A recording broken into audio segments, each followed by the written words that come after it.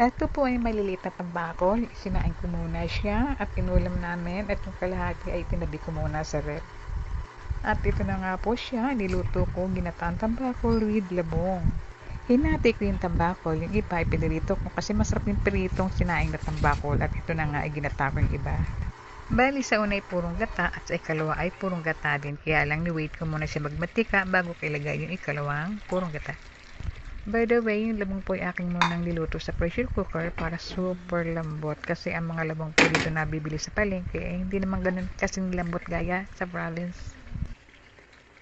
Sige na, nagmatika na. Kain na tayo. Galit muna ako, bahay. So, okay na po to. I-off na natin ang fire.